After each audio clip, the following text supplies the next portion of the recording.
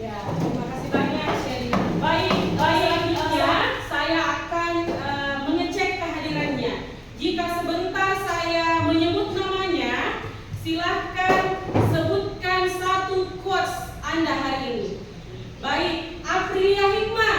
Jangan menyerah. Jangan menyerah. Selanjutnya Sherina. Teruslah berkonsentrasi untuk saja. Oke, Yasir Abdullah. Tetaplah menunggu agar kamu tahu keberuntungan saat ini. Iya, ada yang tidak hadir hari ini? Hadir semua, alhamdulillah, karena kita masih diberikan kesehatan. Hari ini kita masuk pada materi pengoperasian, pengaplikasian, dan kolaborasi perangkat kecerdasan artifisial. Jadi poinnya adalah sebentar kita akan mengoperasikan, mengaplikasikan, dan melakukan kolaborasi dengan perangkat kecerdasan artifisial. Pernahkah kalian mendengarkan kata kecerdasan artifisial? Pernah. Pernah atau sering? Sering. Kecerdasan artifisial ini, kata lainnya apa yang kalian biasa ketahui? Ya, AI. Nah, sekarang jenis AI apa yang biasa kalian gunakan dalam kehidupan sehari-hari kalian? Gemini, apa lagi? ChatGPT, apa lagi? Cici, apa lagi? Google Assistant. Yang ada di PA-nya apa itu? Ya, Meta AI. Dan yang memiliki HP, handphone. Handphone itu dia memiliki finger hand. Itu juga salah satu AI. Nah, sekarang tujuan pembelajaran. Ada yang bisa membantu Ibu membacakan apa sih tujuan pembelajaran kita pada pertemuan kali ini? Saya Bu. Ya, silakan Hikmah. Tujuan pembelajaran yang pertama, peserta didik mampu mengoperasikan dan memanfaatkan perangkat AI. Oke. Yang kedua. Yang kedua, peserta didik mampu menerapkan kolaborasi perangkat kecerdasan artifisial untuk menyelesaikan tugas spesifik. Iya, baik sekali. Terima kasih Hikmah. Jadi untuk pembelajaran kita pada pertemuan kali ini yaitu ada dua. Yang pertama, peserta didik mampu mengoperasikan dan memanfaatkan perangkat AI. Mengoperasikan dan memanfaatkan. Kemudian yang kedua, mampu menerapkan kolaborasi perangkat kecerdasan artifisial untuk menyelesaikan tugas spesifik. Nah, sebelum kita mengulas lebih lanjut apa itu kecerdasan artifisial, saya ingin memberikan kalian sebuah pretest, ya. Pretestnya ini melalui quizzes atau background. Jadi silahkan anak-anakku semua membuka HP ataukah komputer laptop yang ada di depannya. Saya akan mengirimkan link untuk kita mainkan. Ya, baik, Ibu sudah mengirimkan link untuk pretest. Silakan diakses itu nak. Dimasukkan namanya. Kita mulai dari sekarang. Tidak ada yang menyontek ya. Iya. Dijawab dengan cepat.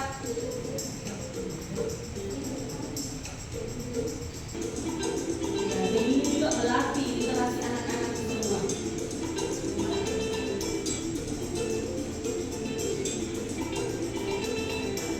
Oke, tepuk tangan untuk kita semua. Sebelum kita masuk ke materi, kita ice breaking dulu. Kita tepuk 1, 2, 3, 4, dan 5. Siap? Siap. Tepuk 1. Oke. Tepuk 2. Oke. Tepuk 3. Semangat. Tepuk 4. Konsentrasi. Tepuk 5. Siap belajar. Tepuk tangan. Ya, terima kasih banyak. Nah, sekarang kita perhatikan video yang Ibu akan tayangkan. Sebenarnya AI sudah merupakan kenyataan dalam kehidupan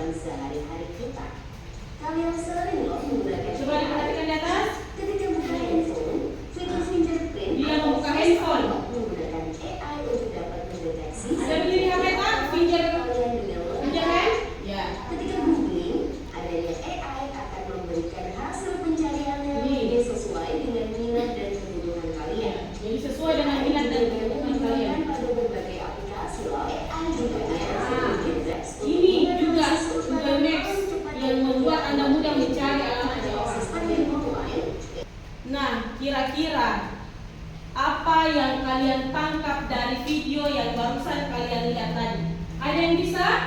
Apa sih materi atau apa sih poin penting yang kalian dapatkan dari video yang barusan kita lihat di atas? Di kehidupan sehari-hari kita ketika kita menggunakan handphone itu sudah termasuk menggunakan AI karena di HP kita semua fitur AI tersambung.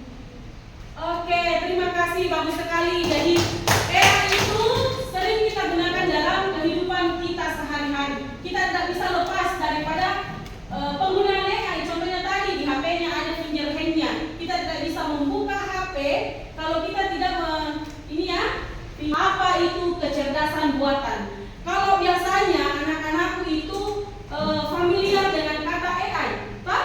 Lebih familiar mana? AI atau KA? Ya, AI. AI itu kecerdasan artifisial. Ini Kemendikbud itu dia menyarankan untuk kita lebih sering menggunakan penyebutan KA, kecerdasan artifisial, dibanding AI. Ya, apa itu kecerdasan artifisial? Bisa kalian dibantu ibu membacakannya? Ini. Ya, silakan. Buatan atau artifisial intelligence AI adalah cabang ilmu komputer yang berfokus pada. Iya, terima kasih banyak. Jadi ini ada penjelasan tentang apa itu kecerdasan artifisial. Kecerdasan artifisial sering juga dikenal dengan kecerdasan buatan. Penjelasannya adalah cabang ilmu komputer yang berfokus pada penciptaan sistem yang memungkinkan mesin atau komputer untuk berpikir, belajar dan melakukan tugas seperti manusia. Contohnya ini, kita sebentar akan membuka salah satu jenis kecerdasan artifisial. Itu dia akan berpikir, kemudian belajar dan melakukan tugas seperti manusia. Tetapi dia membutuhkan apa? AI itu membutuhkan apa? Apa yang dibutuhkan AI? Perintah. Apa bahasa kerennya perintah? Prompting. Tepuk tangan dulu untuk kita semua. Bayangkan sebuah program komputer yang tidak hanya menjalankan perintah, tetapi juga bisa memahami pola, membuat keputusan dan menyelesaikan sebuah masalah. Selanjutnya, ini adalah manfaat kecerdasan buatan. Kalau saya mau bertanya, apa manfaat kecerdasan artifisial bagi kalian? Jangan dulu dilihat di atas, saya mau tanya dulu. Apa itu manfaat kecerdasan artifisial bagi kalian? Sebagai pelajar apa? Mempermudah mencari informasi. Bagus sekali. Ada lagi yang lain? Apa manfaatnya AI? Kecerdasan artifisial bagi kalian? Mempermudah pekerjaan. Bagus sekali. Jadi manfaat kecerdasan artifisial itu banyak sekali. Bagi saya pribadi sebagai seorang pendidik, memudahkan saya untuk membuat sebuah presentasi pengajaran. Selain itu, dunia kesehatan, kira-kira apa sih manfaatnya AI? Membantu? Iya, membantu dokter untuk melakukan analisis, meronsek, ataukah kalau misalkan kita ada keluarga tak sakit, kita bisa memanfaatkan itu aplikasi, misalkan daftar online. Daftar online itu juga salah satu kecerdasan artifisial. Manfaat di fotografi, coba lihat, meningkatkan kualitas foto secara otomatis, seperti mengatur pencahayaan atau membuat latar belakang menjadi kurang.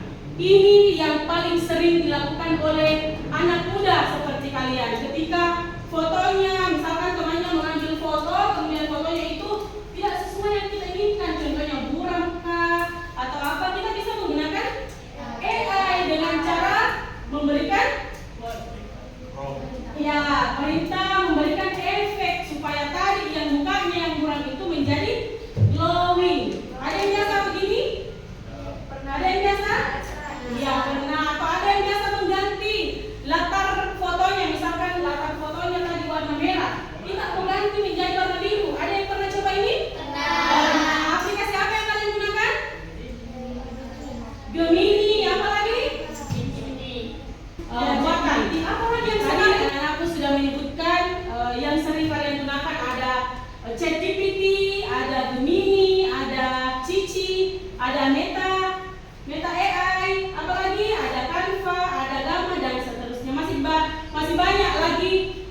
kecerdasan buatan yang secara tidak langsung kita selalu menggunakan dalam kehidupan sehari-hari.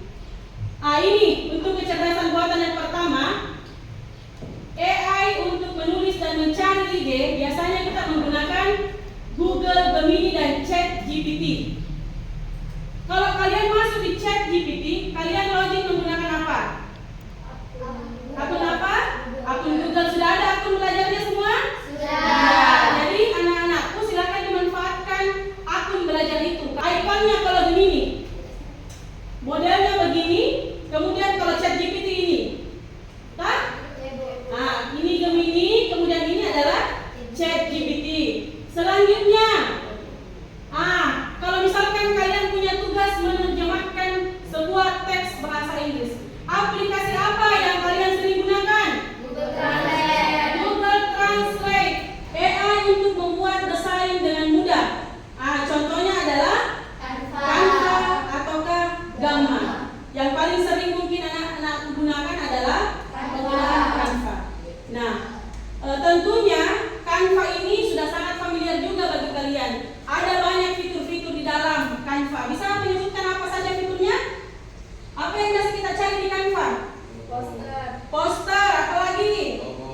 Logo, apa lagi? Presentasi, PPT, apa lagi? Brosur, apa lagi? Feed Instagram. Iya. Apakah fitur-fiturnya itu dalam menarik atau tidak?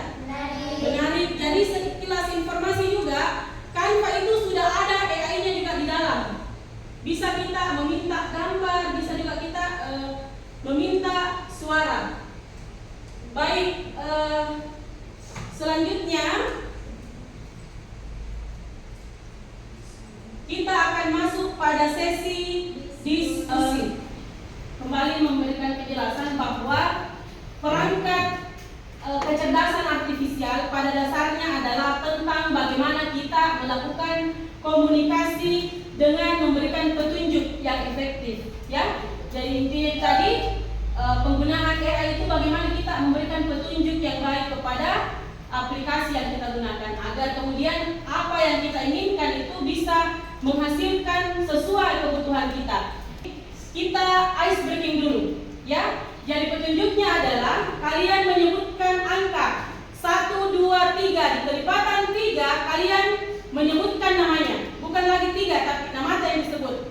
Mengerti? Mengerti. Oke, kita mulai. 1, 2, 3, 4, 5, 6, 7, 8, 9, 10. Iya, terima kasih, tepuk tangan semua. Itu artinya kalian masih fokus ya, masih mendengarkan instruksi yang saya sampaikan. Baik, ini ada diskusi. Saya sudah membagi kelompok kemarin ya, sudah duduk sesuai dengan teman kelompoknya. Jadi, ya terima kasih. Jadi, tolong kelompok 1 mana? Tapi ini ada RKPD-nya ya untuk masing-masing kelompok. Kelompok 2, kemudian kelompok 3. Baik, diperhatikan dulu LKPD-nya. Jadi di situ ada petunjuk penggunaan LKPD. Silakan diperhatikan yang pertama, ya membaca doa dulu sebelum mengerjakan. Kemudian yang kedua, pilih jenis kecerdasan artifisial yang akan digunakan. Tadi sudah memilih, ada yang ChatGPT, ada yang Gemini, kemudian ada Canva. Kemudian apa yang kita akan lakukan? Langkah-langkah penggunaan. Misalkan bagaimana cara menggunakan Gemini.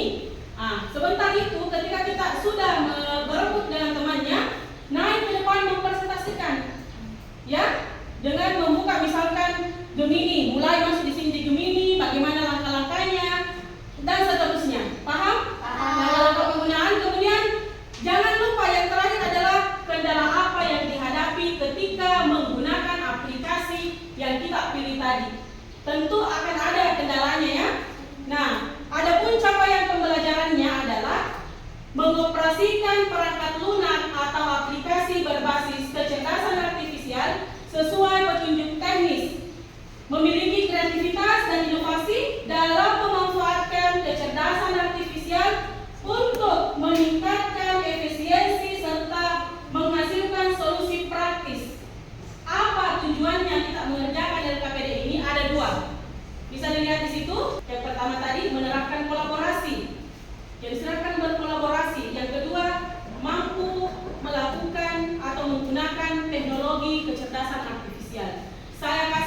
waktu 20 menit untuk mengerjakan tugasnya. Silakan semua kelompok, semua peserta kelompok atau anggota kelompok untuk berpartisipasi dalam menyelesaikan tugasnya. Oke, waktu saya berikan kepada kalian. Silakan dimasukkan promnya ya. Apa yang mau kita bikin ini? Proposal Oh iya. kegiatan kegiatan pelajar sebentar.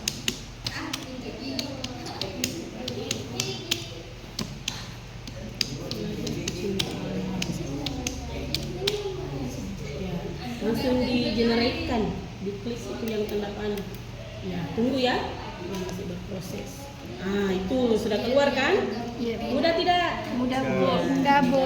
Jadi ini jangan langsung diambil semua ya. Kita lihat-lihat dulu, pilih apakah sesuai dengan yang kita butuhkan. Kalau misalkan ada yang perlu ditambahkan, ditambahkan. Kalau ada yang perlu dihilangkan, dihilangkan. Paham? Paham, Bu. Iya, Terima baik. kasih, Bu. Iya. Oh, bukan begini. Pakai akun apa masuk? Email apa? Akun dulu. Oh iya. Silakan lanjutkan ya. Ya, ini sebentar bisa mengklik ini tulisnya. Ini ada pilihannya. Nah, ini kanvas. Bagus kalau seperti table-table yang ini tinggal diklik kanvas. Paham kah? Paham kalian apa? Oke, coba di tes. Iya, ini sudah. Nah, tadi dia dalam bentuk bahasa Indonesia ya. Sekarang hasilnya? Iya, bahasa Inggris. Mudah tidak? Mudah. Lebih mudah yang mana, menggunakan kamus biasa atau Google Translate? Google Translate. Iya, Google Translate. Berarti sangat bermanfaat ya. Oke. Iya, Canva ya. Apa yang mau kita cari? Yang mau desain? Komplit, Bu. Oke, coba. Bagaimana caranya? Di mana masuk? Oke, Branda. Karena apa yang kita cari? Coba.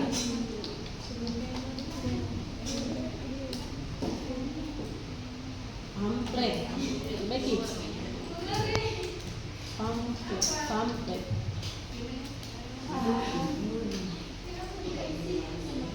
Ya, poster. Coba pilih satu saja. Iya, ayam geprek. Ya, kemudian kita sesuaikan template. Nah, oke. Baik. Kalau misalkan kita mau ganti warnanya, gimana kita mengganti? Iya. Kalau misalkan kita mau ganti lagi menunya, tulisannya ada ya semua di situ? Ya, jadi sangat mudah ya. Jadi sangat menarik juga desain-desain yang ada di Canva. Saatnya kita mempresentasikan dari masing-masing kelompok, baik dari kolaborasi yang menggunakan ChatGPT, yang menggunakan Google Translate dan Canva. Nah, siapa kira-kira yang mau jadi penampil pertama? Ya, silakan. Assalamualaikum warahmatullahi wabarakatuh. Waalaikumsalam warahmatullahi wabarakatuh. Kecerdasan buatan Membantu manusia dan solusi cerdas. Ya. Perkenalkan, kami dari kelompok 3 akan mempresentasikan tentang Canva. Selanjutnya saya akan serahkan kepada materi. Ya, pelan-pelan nak. Ada satu orang yang menjadi operatornya. Jadi silakan dibaca satu orang. Kita menggunakan Canva, buka aplikasi atau situs Canva. Ya. Tapi di sini saja. Canva, Ya. Silakan diperhatikan temannya ya. Canva lewat browser. Ya. Atau unduhan aplikasi Canva di smartphone. Daftar atau login. Daftar dengan email atau Google atau Facebook. Jika sudah punya akun, langsung login. Ya. Oke. Tiga, pilih jenis desain. Oke, silakan dipilih desainnya. Apa tadi yang kita pilih? Ya, silakan Hikmah, apa yang didesain? Poster. Ya, poster. Yang lain Tabe, silakan diperhatikan di atas. Ya, Bu. Saat kita ingin mengganti warna, kita tinggal mengklik bagian mana yang ingin kita ganti. Selanjutnya, apa hambatannya ketika menggunakan aplikasi ini? Bisa dibacakan? Hambatan yang menggunakan Canva Pertama, keterbatasan fitur gratis. Hmm. Kami mendesain font atau template premium yang hanya bisa diakses Ya. oleh menggunakan Mac Pro atau berbayar. Hmm. Kedua, koneksi internet. Canva berbasis online sehingga membutuhkan jaringan internet yang stabil. Jika koneksi lambat, proses dan desain bisa tersingkat. Iya, terima kasih. Jadi betul sekali. Nah, coba diperhatikan di atas. Ini sudah hampir selesai proses untuknya. Nah, tadi disampaikan oleh kelompok 3 bahwa apa hambatan ketika menggunakan Canva? Yang pertama tadi keterbatasan.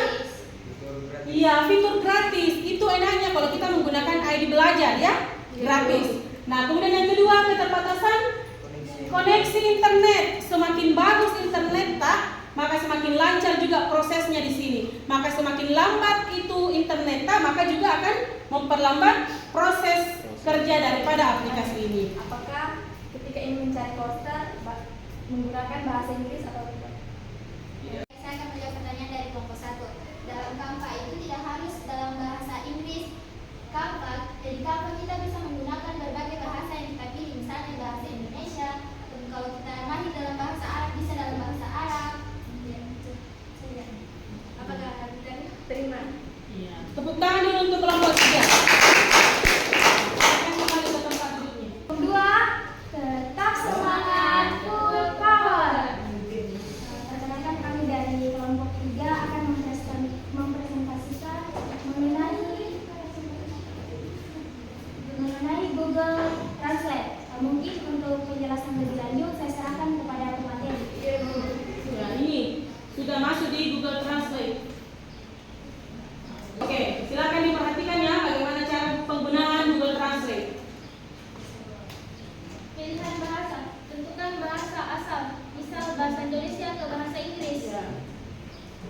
Nah, sekarang masukkan teks, ketik atau kalimat di kolom teks. Google Translate otomatis menerjemahkan ke bahasa Bagaimana sudah ini sudah langsung tertranslate ke dalam bahasa Indonesia, bahasa Inggris. Tadi teksnya bahasa Indonesia, sekarang menjadi bahasa Inggris. Mudah atau tidak? Mudah. Hambatannya yang ditemui? Hambatan menggunakan Google Translate, terjemahan kurang akurat. Ya itu tadi, hambatannya adalah kadang terjemahannya itu kurang akurat. Ada lagi yang lain? Seluruh kelompok dari kelompok 1, 2, dan 3 telah mempresentasikan hasil diskusinya, yaitu kolaborasi dengan perangkat kecerdasan artifisial. Nah sekarang karena kita telah melakukan semua rangkaian kegiatan pembelajaran kita pada pagi ini, saya akan memberikan 4 post test. Ada link yang saya bagikan di grupnya, itu di dalam bentuk Google Form. Silakan dikerja soalnya. Tidak ada yang nyontek ya, silakan dikerja sesuai dengan kemampuannya. Ya, dijawab dengan benar.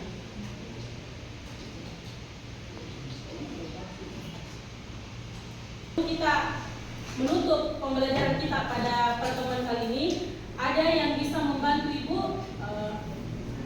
memberikan kesimpulan pada pertemuan kita pada materi pengoperasian, pengaplikasian, kolaborasi perangkat kecerdasan artifisial. Kira-kira apa kesimpulan yang kalian tangkap pada pertemuan kali ini? Ada yang bisa? Saya Bu. Silakan Iqbal berdiri nak. Kesimpulan yang saya tangkap pada pembelajaran hari ini ialah kecerdasan buatan atau AI adalah alat yang sangat kuat yang dapat mempermudah banyak aspek kehidupan kita dengan memahami cara kerjanya dan belajar memberikan perintah yang efektif. Kita bisa memanfaatkan teknologi ini untuk belajar, berkarya, dan menyelesaikan masalah. Iya, betul sekali. Tepuk tangan dulu untuk itu. Jadi katanya teknologi ini sangat bermanfaat bagi kehidupan sehari-hari. Yang pertama adalah kolaborasi antara manusia dengan kecerdasan artifisial itu bukan untuk menggantikan peran manusia, melainkan memperkuat kemampuan yang sudah ada. Dipahami? Kecerdasan artifisial mampu bekerja cepat, akurat dalam mengolah data dalam jumlah besar, sementara manusia tetap pengambilan keputusan berbasis nilai. Kemudian kesimpulan yang kedua, ada beberapa jenis kecerdasan artifisial yang bisa digunakan dalam kehidupan sehari-hari dalam melakukan tugas spesifik seperti Canva, Gemini, ChatGPT, dan Google Translate. Nah, bagaimana perasaan tak setelah belajar tentang pengoperasian dan pengaplikasian perangkat kecerdasan artifisial? Bagaimana perasaannya? Lebih senang karena Iya. tahu Lebih senang. Ada yang lebih enjoy? Iya, lebih enjoy. Hebat kalian yang baik mahir bagaimana cara menggunakan aplikasi AI kecerdasan artifisial.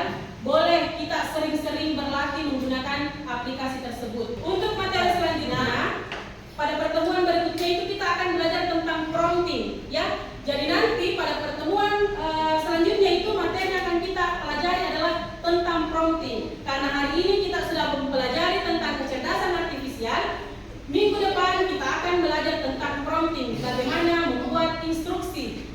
Oke, sebelum kita keluar dari kelas, silakan dicek kembali kebersihan kelasnya. Komputer dimatikan, nak. Komputernya dimatikan. Oke, dimatikan komputernya ya.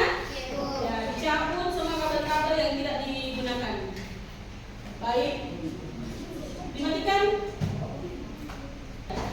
Ketua kelas silakan disiapkan kelasnya terlebih dahulu sebelum kita berakhir.